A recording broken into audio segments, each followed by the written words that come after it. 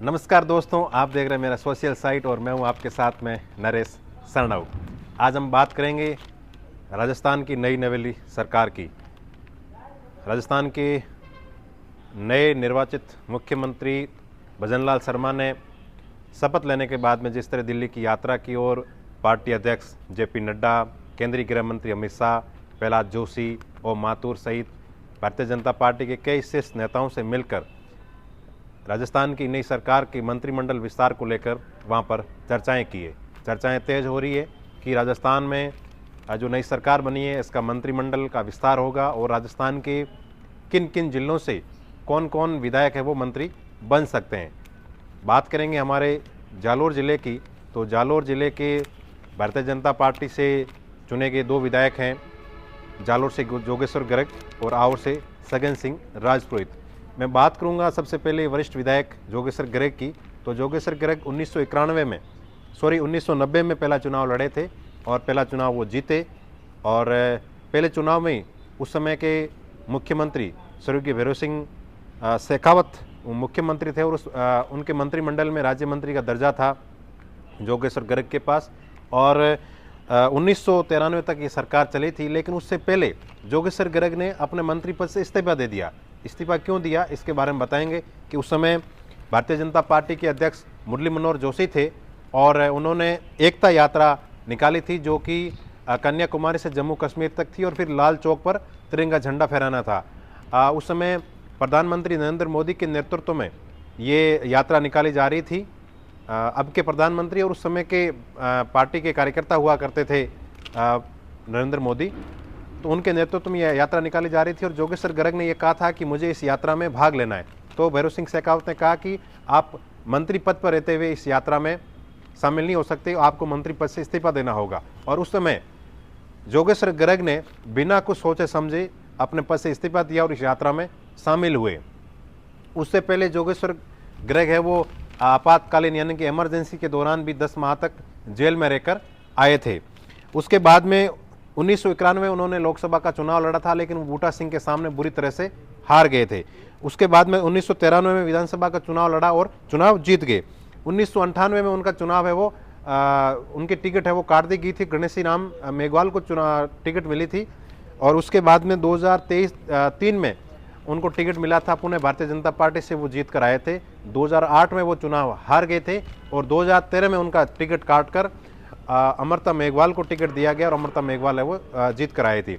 2018 में जोगेश्वर गर्ग को टिकट मिला और अमृता मेघवाल का टिकट काट दिया और 2018 में जोगेश्वर गर्ग वो फिर से चुनाव जीत कर आए। और अब 2023 में इस बार भारतीय जनता पार्टी ने जोगेश्वर गर्ग को टिकट दिया और 2023 में भारतीय जनता पार्टी से जोगेश्वर गर्ग वो चुनाव जीत गए। अब अटकलें लगाई जा रही है कि जोगेश्वर गर्ग की पार्टी के प्रति कितनी निष्ठा, जब उनका टिकट कटा तो भी वो पार्टी के एक कर्मठ कार्यकर्ता के रूप में उभर कर उन पार्टी के साथ में रहे। उन्होंने कभी बगावत नहीं की और फिर से उन्होंने जिस तरह का संयम रखा तो पार्टी ने फिर से उन पर भरोसा जताया और 2018 में और 2023 में उनको चुनाव लड़ाया और दोनों समय वो चुनाव जीते। अब ये अटकलें लगाई जा रही है कि जोगेश्वर गर्ग है वो SC/ST वर्ग से आते हैं, वरिष्ठ विधायक हैं और उनको भारतीय जनता पार्टी है वो भजनलाल शर्मा के नेतृत्व वाली जो सरकार है उसमें उनको मंत्रिमंडल में शामिल किया जा सकता है। वहीं और से जोगेश्वर सगन सिंह राजपुरोहित हैं जो 2 बार 2018 और 2023 में लगातार चुनाव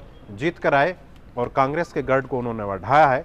तो उम्मीद जताई जा रही है, आशंका जता रहे हैं, लोग चर्चा कर रहे हैं कि सगन सिंह राजपुरोहित को भी मंत्रिमंडल में शामिल किया जा सकता है। हालांकि हमने दोनों विधायकों से थोड़ी देर पहले ही संपर्क किया तो दोनों ने इस बात से इनकार कर दिया कि हमारे पास जयपुर से कोई फ़ोन नहीं आया है और न ही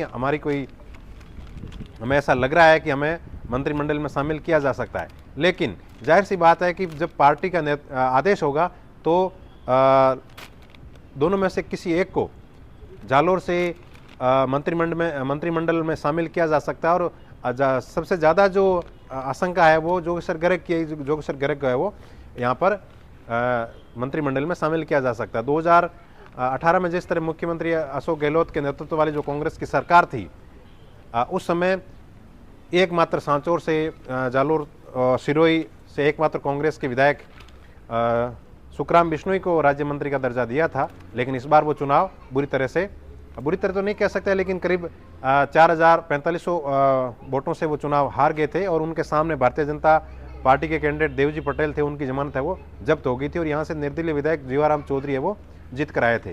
लेकिन इस बार अरुण सिंह जो कि भारतीय जनता पार्टी के नेता है, उन्होंने कहा है कि हमने 2 या 3 विधायकों ने हमें समर्थन दिया, लेकिन भारतीय जनता पार्टी और पूर्ण बहुमत की सरकार बन चुकी है, हमें निर्दलीयों की वापसी हम नहीं करवा रहे हैं। उन्होंने साफ तौर पर मना कर दिया है।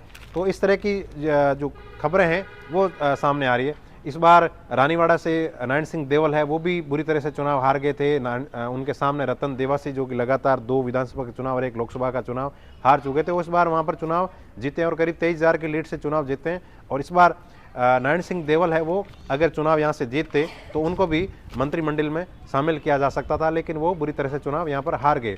दूसरी तरफ जो लगातार चुनाव जीत रहे भीनमाल से पुराराम चौधरी, वो भी इस बार डॉक्टर समरजीत सिंह सामने करीब 1,000 के मामूली सी लीड के साथ में वो चुनाव वहाँ पर हार गए। उनकी भी आशंका जताई जा रही थी कि वो इस बार अगर चुनाव जीतते तो वो उनको मंत्रिमंडल में शामिल किया जा सकता था। तो अब तक की ये खबरें हैं। अगर मंत्रिमंडल विस्तार में जालोर से किसी भी नेता को, जालोर के दोनों विधायकों को अगर शामिल किया जा सकता है तो सबसे पहले जो जानकारी हम आप तक लेकर आएंगे। तब तक आप हमारे साथ में बने रहिए। नमस्कार।